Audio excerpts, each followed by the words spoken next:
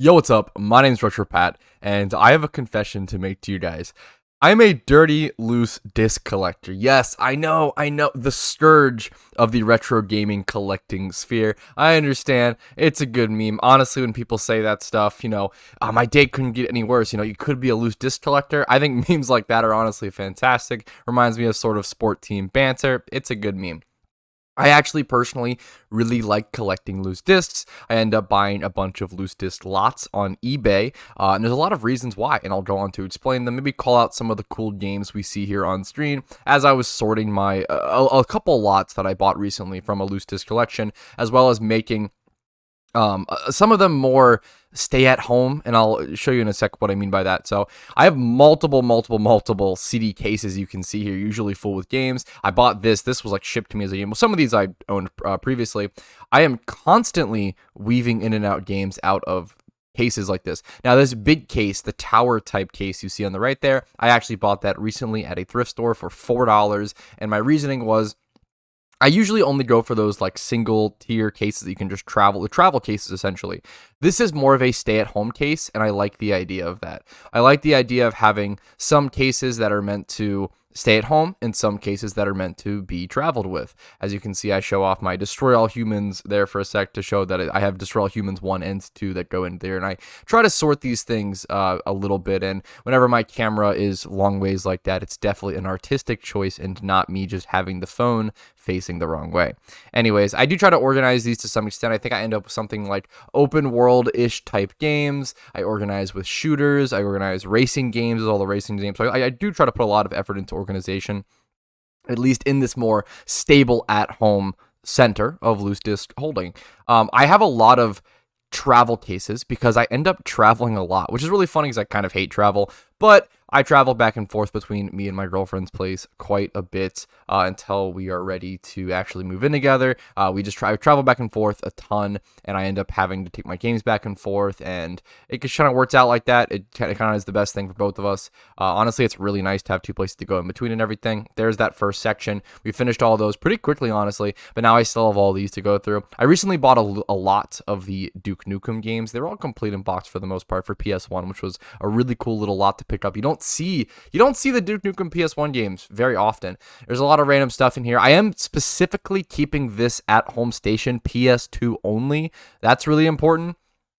A lot of what you see might be PS1. You see some PS3. You'll see a lot of random stuff here and there. I am keeping this case PS2. So my goal eventually will to have like stay-at-home cases for PS2, maybe PS3, whatever consoles that I have a ton of those loose games for. By far the one I have the most of is PS2, but for whatever consoles I have a lot of those for, there's a Tony Hawk Pro Skater 3 with it was a Blockbuster sticker on it. I kind of love stickers like that. That's a weird little quirk of collecting that I personally enjoy. I also found out that was a demo disc and not actually the real thing in live footage.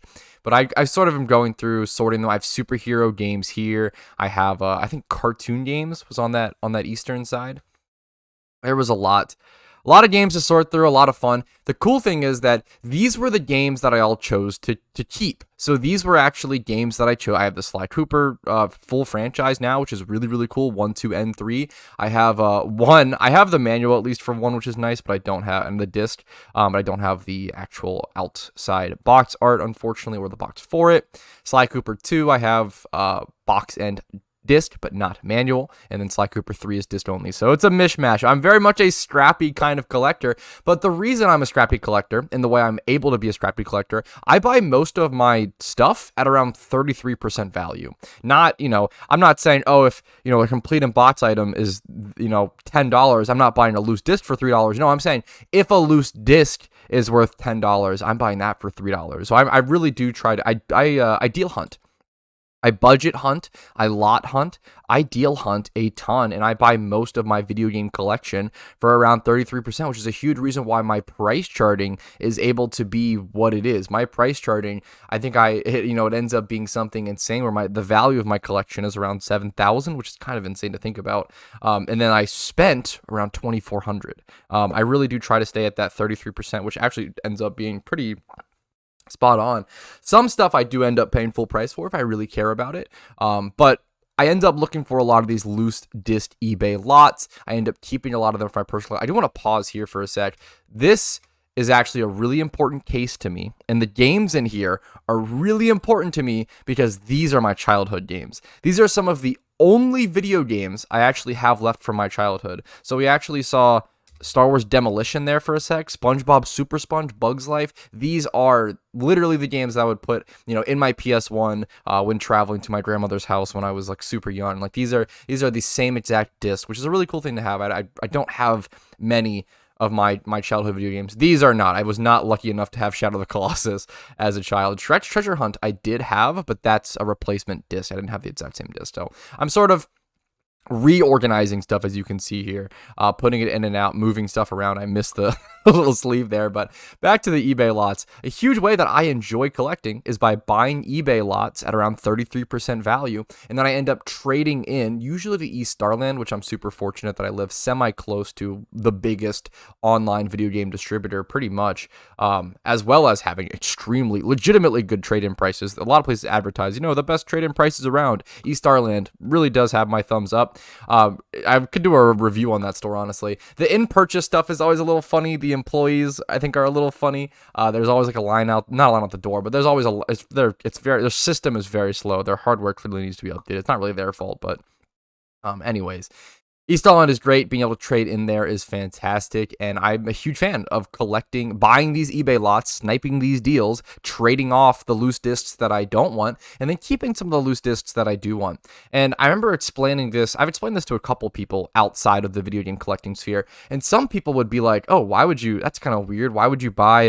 Because I'll buy empty case lots." And that's when people are like, why would you only buy the case? It's so weird. But when I explained it to my girlfriend, very, very sweet, obviously, she was like, oh, that sounds more fun to me. And I've never heard anyone explain it like this. And I actually fully agree. Let me pause here before we have our little satisfactory completion. She explained it to me. That sounds more fun. That's kind of like a treasure hunt, collecting it piece by piece, manual, box, disc. I think that's actually really, really good. I thought the way that she explained it was literally so perfect, and I just agree with it so much, and I've never thought of it like that myself personally.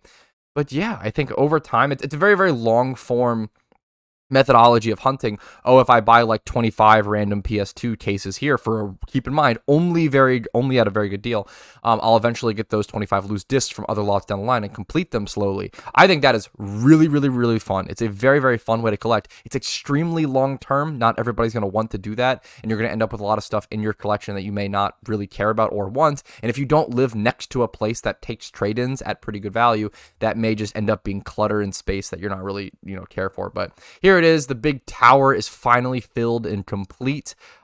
Cheers, a little one of the Wiis that I have laying around. I have so many Japanese Wiis. This thing is about the size of, as you can see, the height of two Wiis, maybe the width of two as well. It perfectly fits behind this little subsection behind my TV, which ends up being absolutely perfect. Just pull it out whenever I want. I was very, very happy with it. I almost didn't buy that tower at the thrift store, and I'm just so happy I did. Now the video is just loops, so that's pretty much everything. But I wanted to ramble and talk about loose disc collecting today. I think it's really fun. I really, really enjoy it. I can't recommend it enough if it's something you want to get into. Don't let people shame you out of it. I think most people, when they're like quote-unquote shaming, they're just joking, and I think it's pretty obvious they're joking. But don't let those jokes shame you out of loose disc collecting. I think it's a blast. I think it's a fun time. I wanted to touch on and talk about the differences between loose disc collecting and like loose cart collecting. There's a big difference, obviously, with like why people kind of meme on loose discs but people don't meme on, GB8 cart collecting, NES cart collecting, N64, and it makes a lot of sense because obviously disc collecting, you have those hard clamshell cases or hard DVD style cases versus cardboard versus carts. You had cardboard cases. I know for a fact I never kept a single one of my GBA Advance, game cardboard boxes. That's just trash, right? Why would you ever keep that? I think back growing up, right? You think of that as like the blister pack, right? Like it's like, would you really keep the plastic that an action figure came in? No, of course you wouldn't. So why would you keep the cardboard for a GBA cart? It makes no sense. But nowadays I enjoy collecting GBA boxes. a ton. Maybe more than any complete in box thing. I love collecting GBA complete in box. They're just so colorful and beautiful, those boxes, and it's fun to find them in rare condition. Once again, that sort of treasure hunting mentality. But anyways, that's it. Have a great day. Enjoy. Have fun. Go collect. Go buy games. Go play games. Spend responsibly. Collect on a budget. Have fun. Peace. Bye.